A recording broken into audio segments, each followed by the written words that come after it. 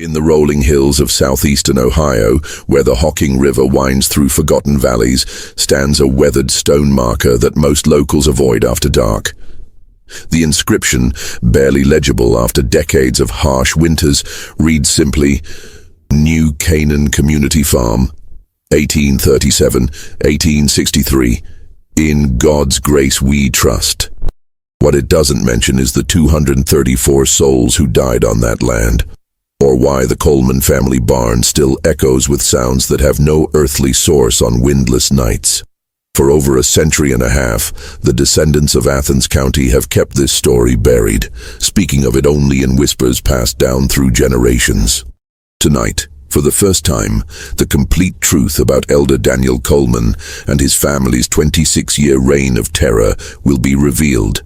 A truth so disturbing that it challenges everything we thought we knew about faith, family, and the American frontier. Before we continue with the story of the Coleman family and their community that promised salvation but delivered only suffering, I need to know, are you one of the brave souls who can handle the darkest chapters of American history? This channel isn't for everyone, only for those who dare to uncover the truth that others fear to speak. If you're ready to join our brotherhood of mystery seekers, hit that subscribe button now and tell me in the comments what state you're listening from. Because what happened in Ohio could have happened anywhere in frontier America. Let's discover together what lurks beneath the surface of our nation's forgotten past. The year was 1837, and America was hungry for salvation. The Second Great Awakening had swept across the frontier like wildfire, leaving countless souls searching for a more perfect union with the divine.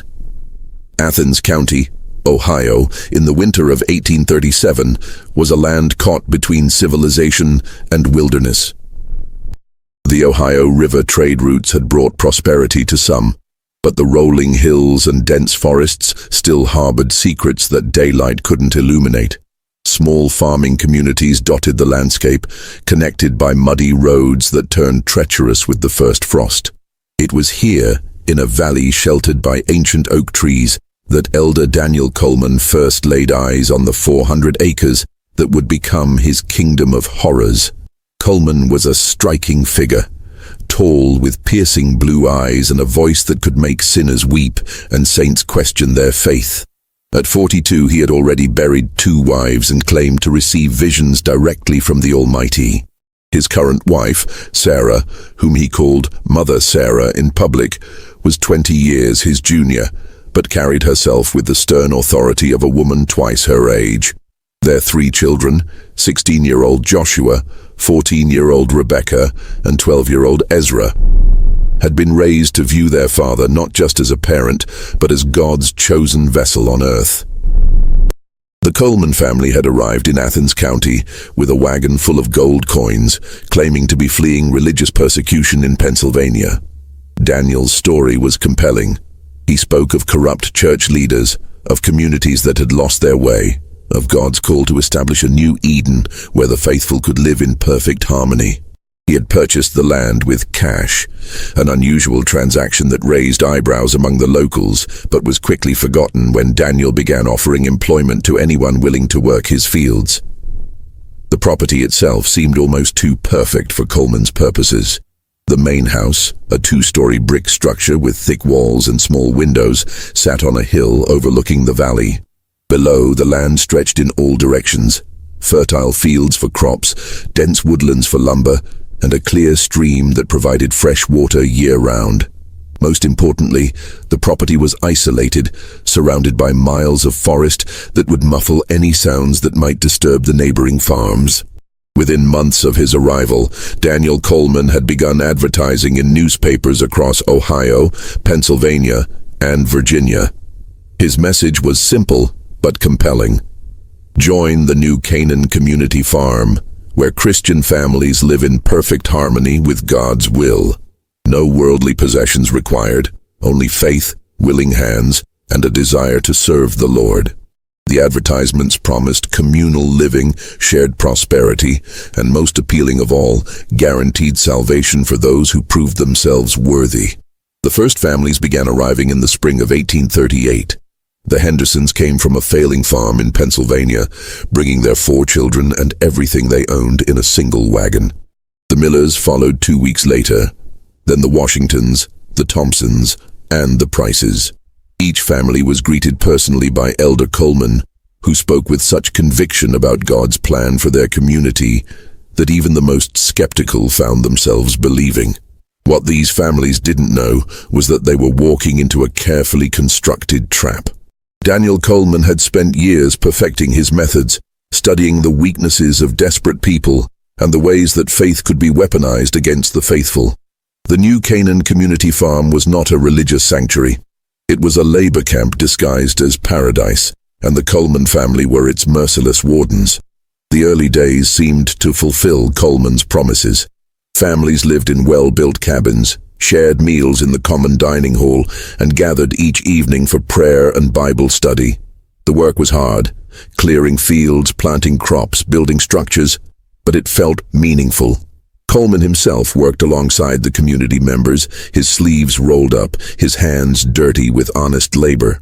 He spoke often of the biblical precedent for their lifestyle, citing the early Christians who held all things in common and lived as one family under God. But as the months passed, subtle changes began to transform the community.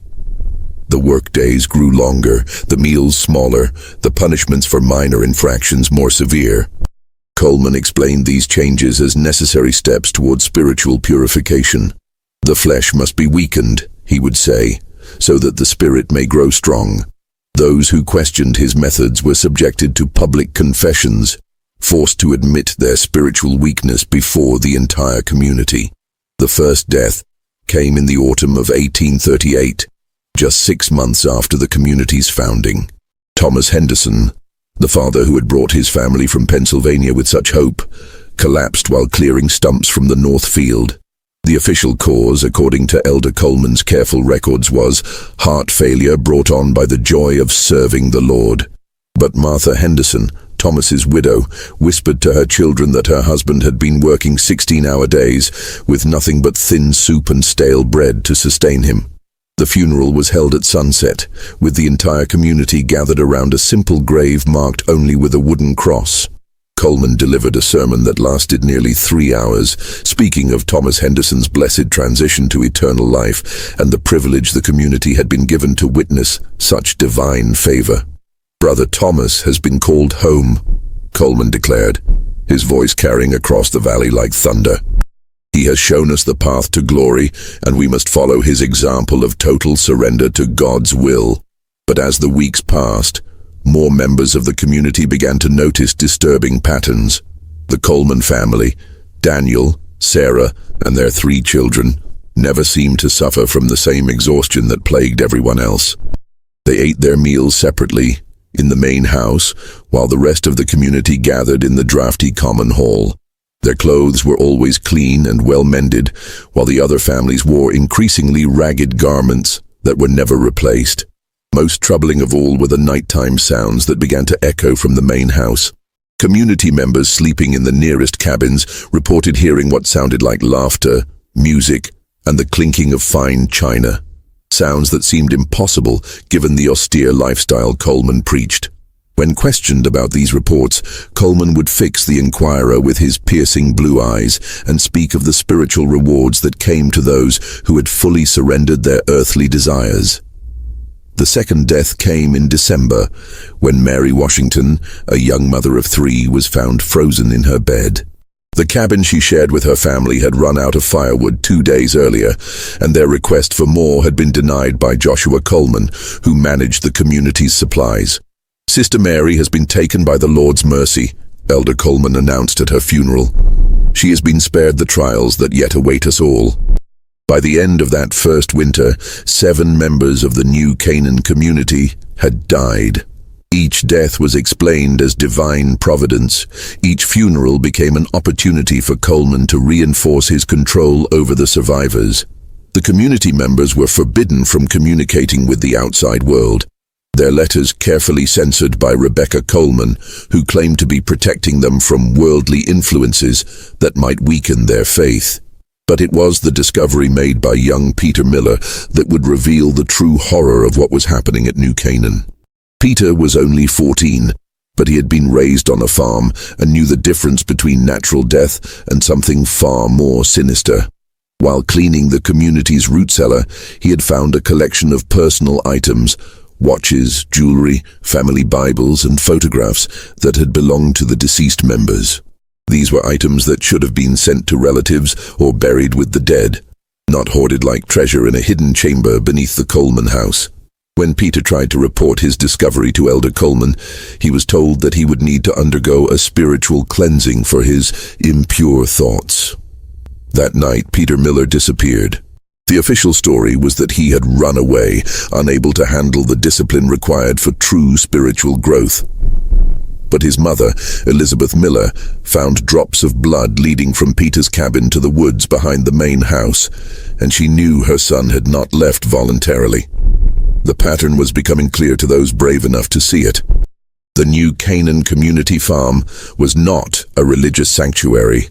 It was a prison where the Coleman family grew rich while their brothers and sisters died from deliberate neglect, overwork, and worse. But for those trapped within its boundaries, escape seemed impossible. The nearest town was 15 miles away through dangerous woods, and Coleman had convinced them that the outside world was filled with demons waiting to destroy their souls.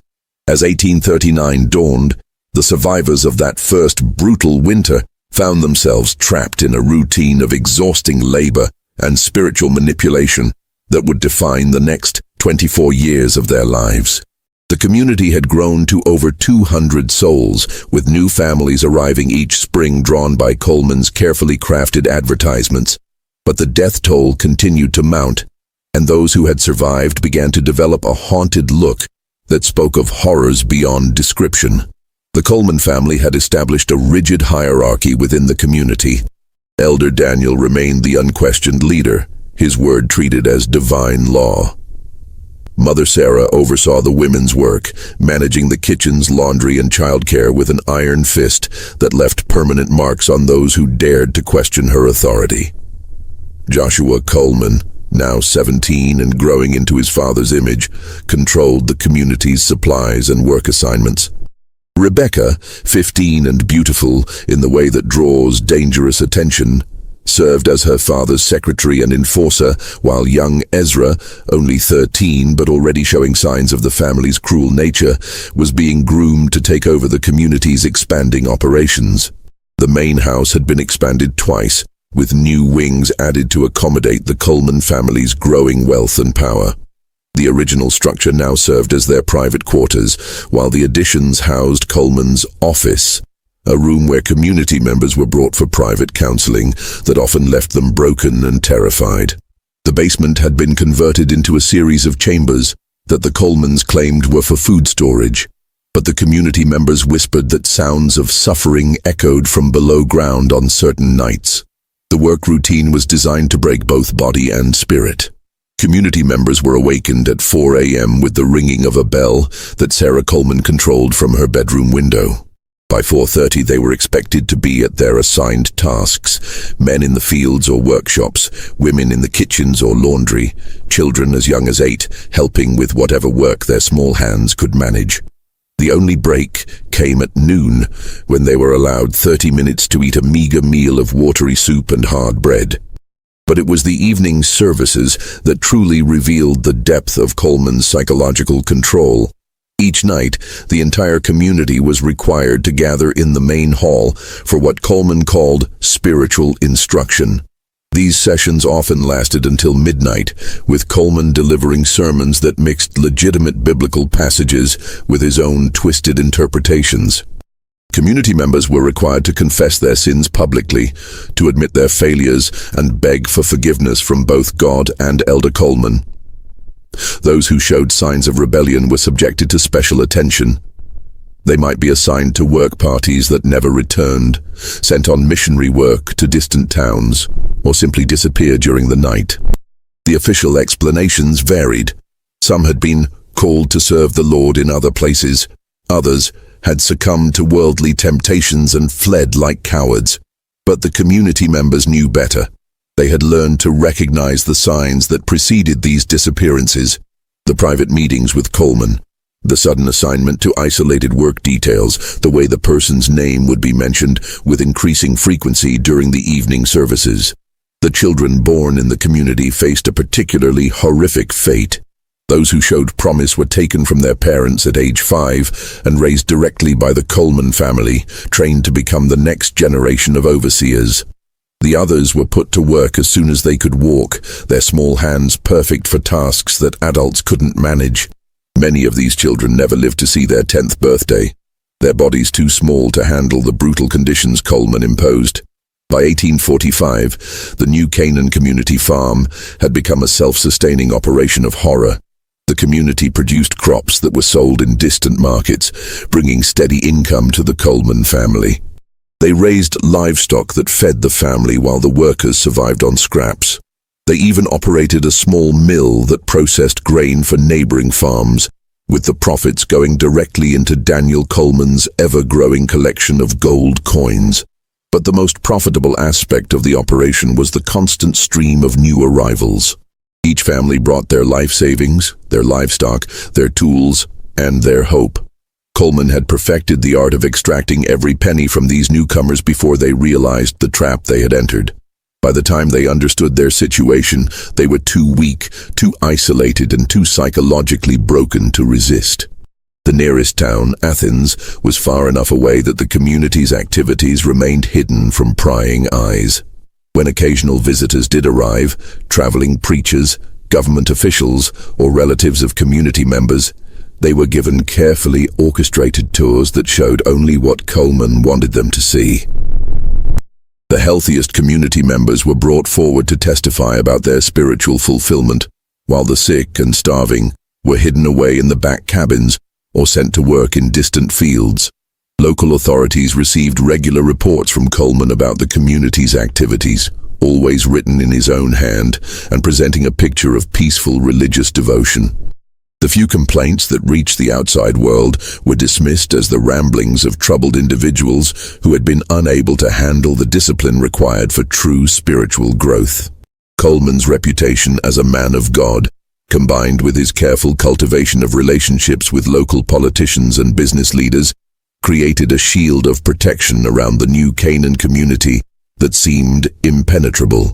The winter of 1851 brought changes that would test even Coleman's iron control over his captive community. A severe outbreak of influenza swept through the overcrowded cabins, killing 37 people in less than 2 months. But it was during this crisis that a few brave souls began to piece together the full scope of the Coleman family's crimes. Anna Thompson, a widow who had arrived with her 2 children 3 years earlier, had been assigned to help care for the sick.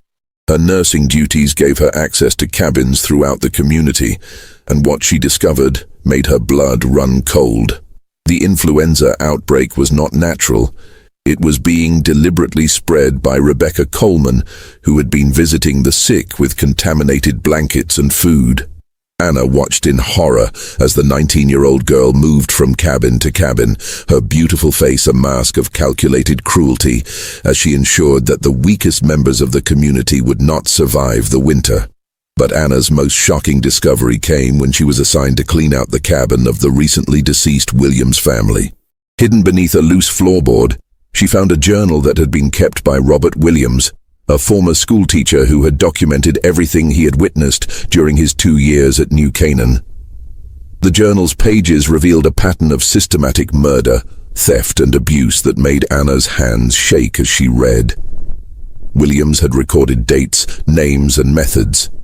He had documented how food was deliberately withheld from families who showed signs of discontent, how accidents befell those who asked too many questions, and how the Coleman family had amassed a fortune built on the blood and suffering of their followers.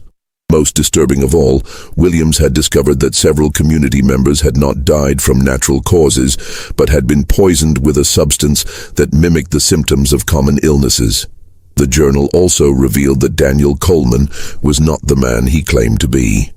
His real name was David Colton, and he had been wanted by authorities in 3 states for fraud and murder. The deaths of his previous wives had not been natural, and the religious persecution he claimed to have fled was actually a murder warrant issued after the suspicious death of a wealthy widow who had left him her entire estate. Anna Thompson faced an impossible choice.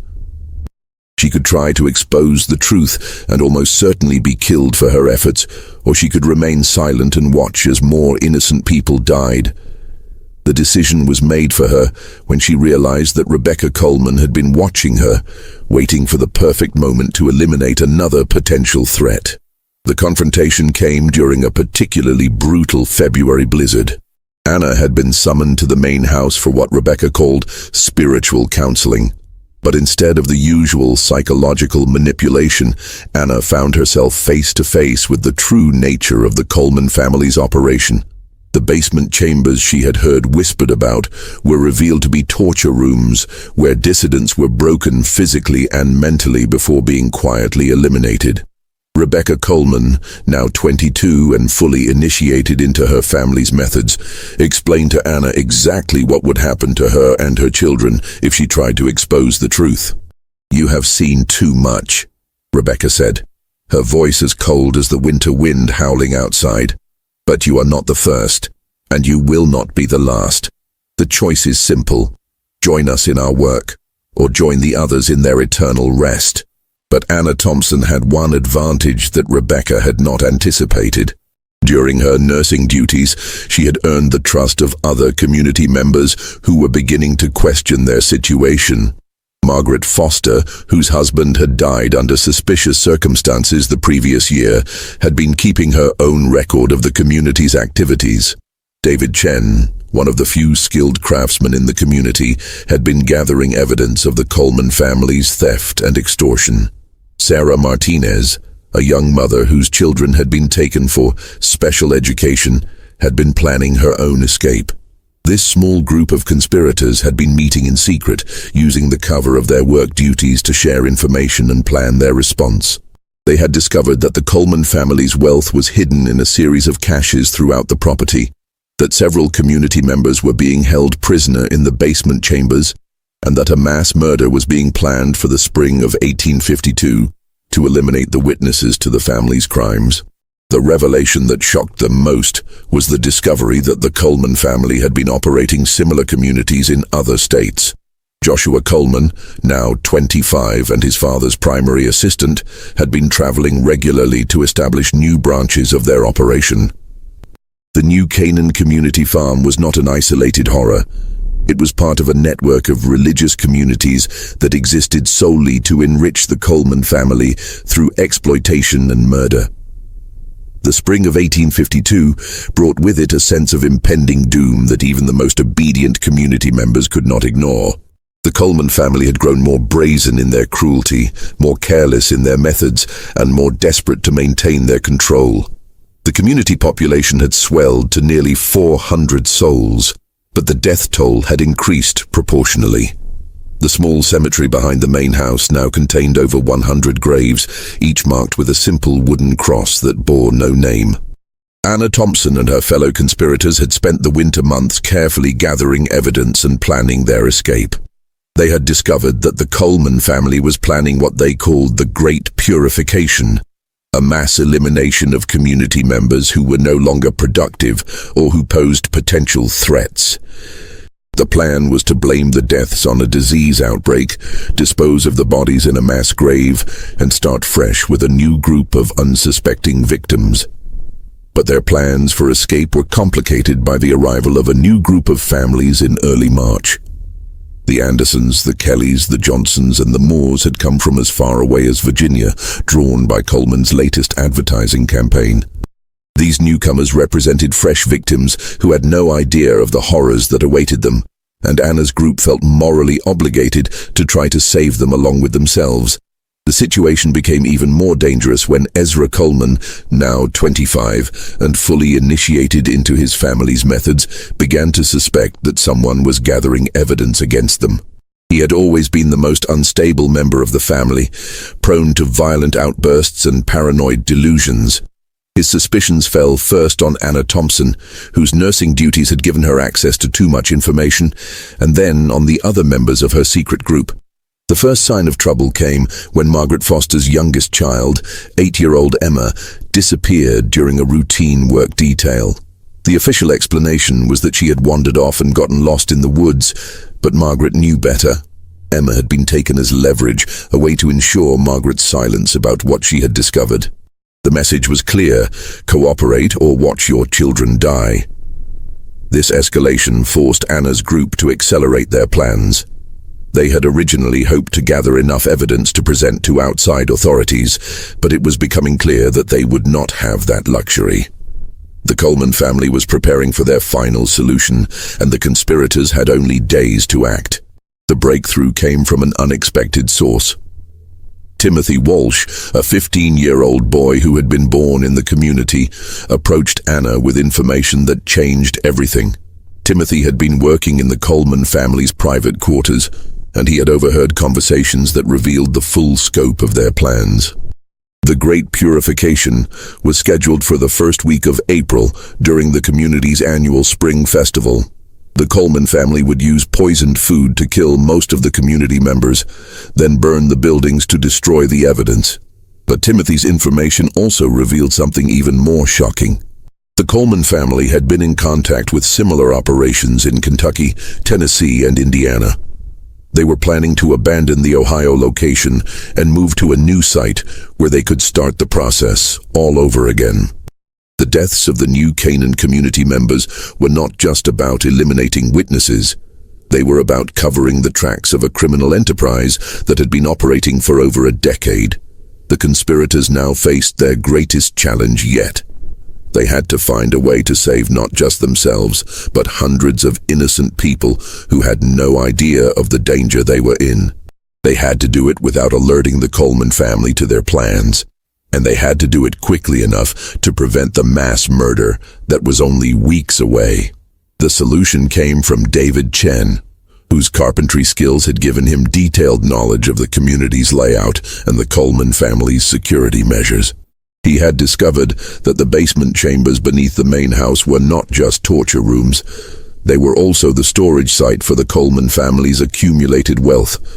Years of theft and extortion had filled these chambers with gold coins, jewelry, and other valuables taken from their victims. Chen's plan was audacious in its simplicity. The conspirators would use the cover of the Spring Festival preparations to access the basement chambers, gather evidence of the family's crimes, and steal enough of their wealth to fund an escape. They would then slip away during the chaos of the festival, taking with them as many community members as possible and heading for the nearest town where they could alert the authorities. But as they prepared to put their plan into action, they discovered that they were not the only ones with secrets. The Coleman family had been monitoring their activities more closely than they realized, and a trap was being prepared that would test their courage and their commitment to saving the innocent souls who had placed their trust in a family of monsters. The stakes had never been higher, and the window for action was rapidly closing. In just 2 weeks, the Spring Festival would begin, and with it, the Coleman family's plan to eliminate the evidence of their crimes, along with the lives of everyone who had witnessed them. The question was no longer whether the conspirators could escape. It was whether they could save anyone else in the process. The night of April 5th, 1852, would be remembered as the longest night in the history of Athens County. The Spring Festival had begun 3 days earlier, with the entire community gathered for what they believed would be a celebration of renewal and spiritual rebirth. But as the sun set on that cold April evening, Anna Thompson and her fellow conspirators knew that they were about to face the greatest test of their lives. The Coleman family had been behaving strangely all week. Daniel Coleman's usual commanding presence seemed forced, his sermons more desperate than inspiring. Sarah Coleman had been seen burning papers in the main house's fireplace, while Rebecca and Joshua moved through the community with a nervous energy that spoke of impending violence. Most troubling of all, Ezra Coleman had been seen sharpening knives in the family's private workshop, his eyes holding the wild gleam of a man who had finally been given permission to indulge his darkest impulses. The festival's final feast was scheduled for that evening, with the entire community gathering in the main hall for what Coleman had promised would be a transformative experience. But Anna and her conspirators knew that this feast would be the vehicle for the mass poisoning that would eliminate most of the community members. They had spent the day making final preparations, gathering supplies, and positioning themselves to act when the moment came. The plan was set into motion at sunset. While the community members filed into the main hall for the feast, Anna Thompson and David Chen slipped away to the basement chambers beneath the Coleman house. Their mission was to gather evidence of the family's crimes and steal enough of their wealth to fund an escape for the survivors. Meanwhile, Margaret Foster and Sarah Martinez positioned themselves near the exits, ready to guide community members to safety when the alarm was raised. The basement chambers were even more horrifying than Anna had imagined. The walls were lined with wooden crates filled with personal belongings taken from the dead: wedding rings, family photographs, children's toys, and other mementos of lives cut short. In the center of the largest chamber sat a massive iron safe, its door standing open to reveal stacks of gold coins and jewelry that represented the life savings of hundreds of victims. But it was the discovery in the final chamber that truly revealed the depth of the Coleman family's evil. Here, in a room lit by flickering candles, Anna found detailed records of every person who had ever entered the new Canaan community. Each entry included their name, their family members, their possessions, and the method by which they had been eliminated. The records went back 15 years and covered not just the Ohio location, but similar operations in Pennsylvania, Virginia, and Kentucky. The most shocking revelation was the discovery that the Coleman family had been selling some of their victims into slavery. Young women and children who had shown signs of resistance were not killed. They were drugged, loaded onto wagons, and transported to buyers in the Deep South. The records showed that over 60 people had been sold in this manner, their families told that they had died from various illnesses. But as Anna and David gathered the evidence, they realized that they had walked into a trap. The basement chambers were not just storage rooms, they were also a prison. The sound of footsteps on the stairs above them was followed by the grinding of metal as the heavy door at the top of the stairs was locked from the outside. They were trapped, and somewhere above them, the mass murder of their friends and neighbors was about to begin.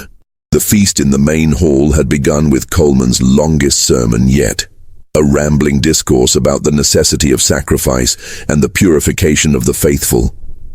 But as the evening progressed, the community members began to notice that something was wrong. The food tasted strange, bitter with an aftertaste that lingered long after each bite. Some people began to feel dizzy, others complained of stomach pains, and a few of the older members started to collapse. It was Timothy Walsh who first raised the alarm. The 15-year-old had been watching from the kitchen, and he had seen Rebecca Coleman adding a white powder to the serving pots. His shouts of, "Poison, they're poisoning us," cut through the hall like a knife, causing panic among the community members who were still conscious enough to understand what was happening. The Coleman family's response was swift and brutal. Joshua Coleman produced a rifle from behind the speaker's podium, while Ezra Coleman blocked the main exit with a heavy wooden bar. Sarah Coleman moved through the crowd with a butcher knife, cutting down anyone who tried to resist. But the family had underestimated the survival instincts of people who had been pushed beyond their breaking point. Margaret Foster and Sarah Martinez, positioned near the side exits, began helping people escape through the windows and rear doors. Despite the poison beginning to take effect, many of the community members fought back with the desperate strength of people who had nothing left to lose. The peaceful religious community erupted into a battlefield as victims became fighters and the Coleman family's carefully constructed world began to collapse. In the basement chambers, Anna Thompson and David Chen could hear the chaos erupting above them. The sound of gunshots, screams, and breaking furniture filtered down through the floorboards as they desperately searched for another way out. Their salvation came in the form of a forgotten coal chute that connected the basement to the outside. It was a narrow passage, barely wide enough for a person to squeeze through, but it offered their only hope of escape. As Anna and David emerged from the coal chute into the cold April night, they could see the main hall engulfed in flames. The Coleman family had set fire to the building, hoping to destroy the evidence of their crimes, along with any witnesses who might have survived the poisoning. But their plan was failing. People were streaming out of the burning building, some carrying wounded friends, others helping children to safety. The battle for the new Canaan community farm had begun, and for the first time in 15 years, the Coleman family was not in control of the situation. The question now was whether enough people would survive to tell the world what had happened in that isolated valley, or whether the Coleman family would succeed in eliminating the evidence of their crimes along with the lives of everyone who had witnessed them. The night was far from over, and the final confrontation between the innocent and the evil was about to begin. The fire that consumed the main hall of the new Canaan community farm could be seen from miles away, a beacon of destruction that drew the attention of neighboring farms and eventually the authorities from Athens. By dawn on April 6, 1852, the carefully constructed world of the Coleman family lay in ruins, but the cost of its destruction would haunt the survivors for the rest of their lives.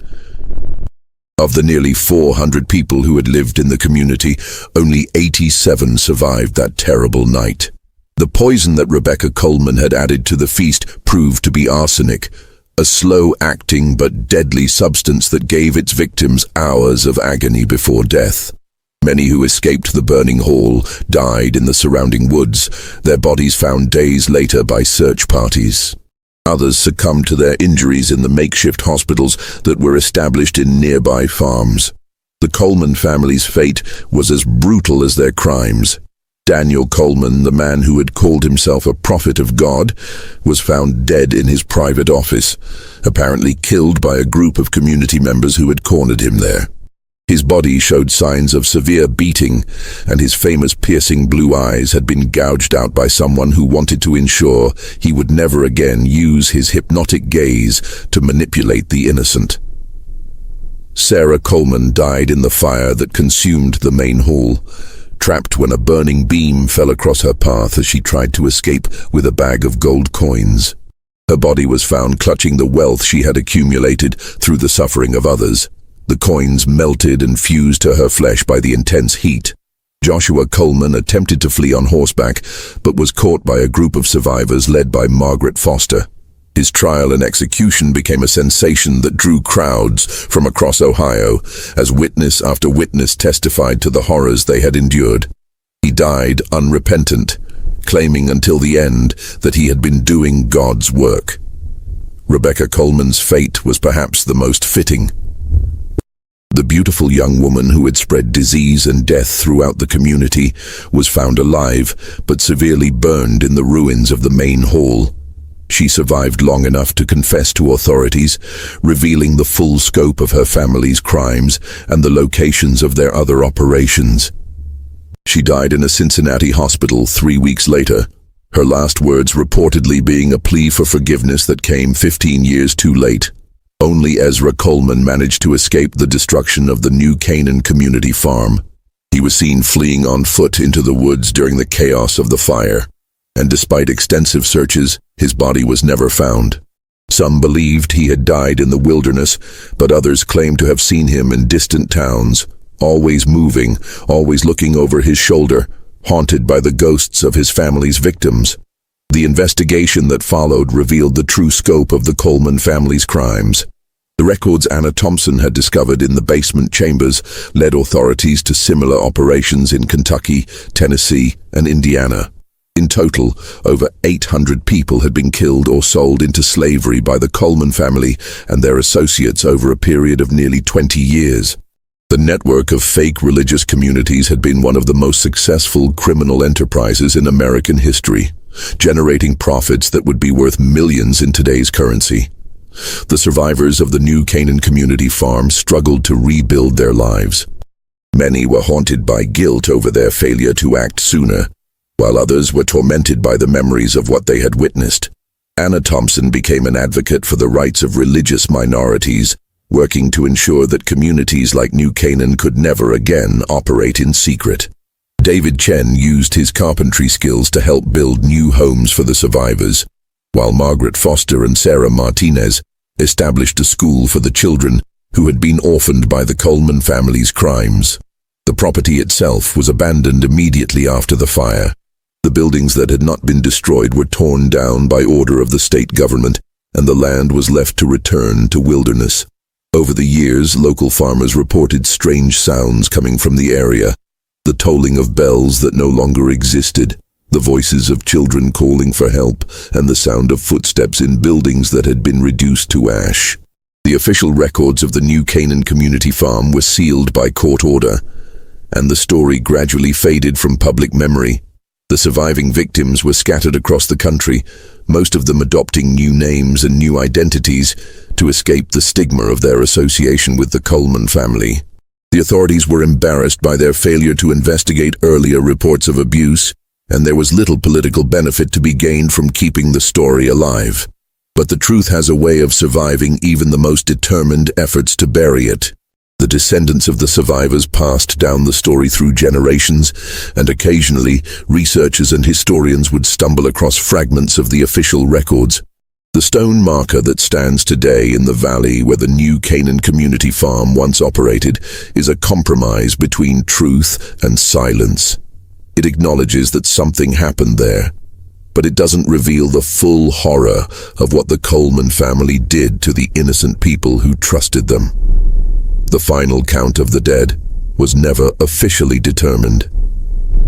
The records that Anna Thompson discovered suggested that the true number was much higher than the bodies that were found. Many victims had been buried in unmarked graves throughout the property, while others had simply vanished without a trace. The Coleman family had been meticulous in their record-keeping when it came to tracking their wealth, but they had been deliberately vague about the disposal of their victims. In the decades that followed, the story of the New Canaan community farm became a cautionary tale whispered in churches across Ohio and beyond. Parents used it to warn their children about the dangers of blind faith, while preachers cited it as an example of how evil could disguise itself in religious clothing. But as the years passed, and the survivors died off, the story began to take on the characteristics of a legend rather than historical fact. The psychological impact of the Coleman family's crimes extended far beyond their immediate victims. The very idea that a religious community could be used as a cover for such systematic evil shook the faith of thousands of Americans who had trusted in the goodness of their spiritual leaders. The Second Great Awakening, which had brought so much hope and renewal to the American frontier, was forever tainted by the knowledge of what had happened in that isolated valley in southeastern Ohio. Perhaps the most disturbing aspect of the entire affair was how easily the Coleman family had been able to operate for so long without detection. They had exploited the isolation of frontier life, the desperation of families seeking a better future, and the reluctance of authorities to interfere in religious matters. Their success was a testament to the vulnerability of people in crisis and the dangerous power that could be wielded by those willing to exploit faith for personal gain. The legacy of the New Canaan community farm can be seen in the increased scrutiny that religious communities faced in the years following its exposure. Laws were passed requiring regular inspections of communal settlements, and authorities became more responsive to reports of abuse and exploitation. But the fundamental vulnerabilities that the Coleman family had exploited, poverty, desperation, and the human need for hope, remained as present in American society as they had been in 1837. Timothy Walsh, the brave 15-year-old who had raised the first alarm about the poisoning, survived the massacre and went on to become a minister himself. But his sermons were always marked by a deep awareness of the darkness that could lurk within the human heart, and he spent his life working to ensure that the lessons of New Canaan would not be forgotten.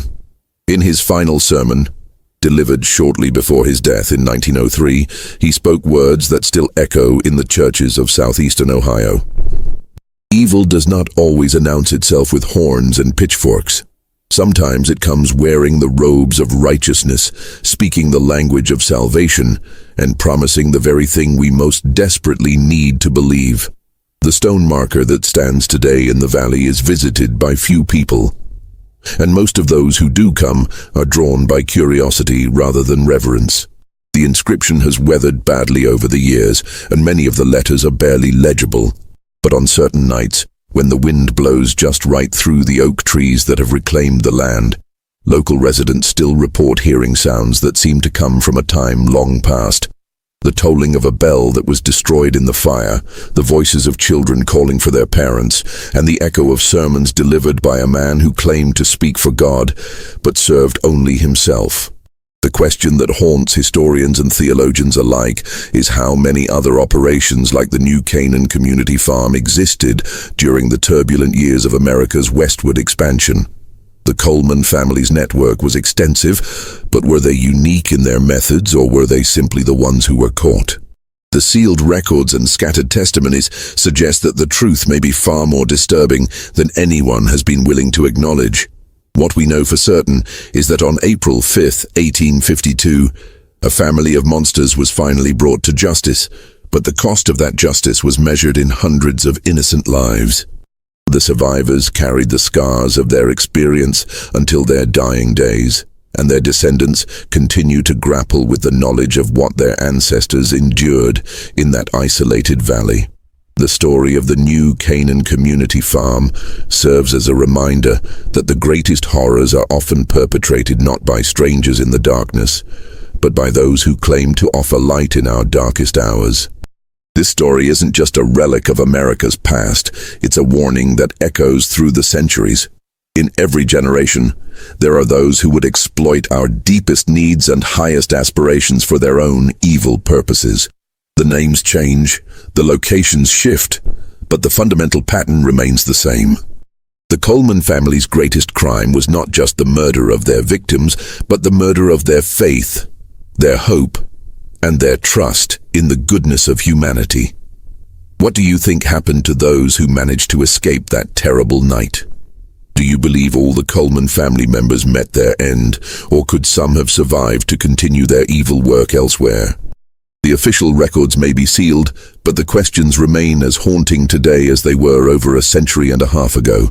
Share your thoughts in the comments below, and if you found this story as chilling as it was revelatory, make sure to subscribe for more hidden chapters from America's darkest history. Until next time, remember that the most dangerous monsters are often those who wear the mask of righteousness.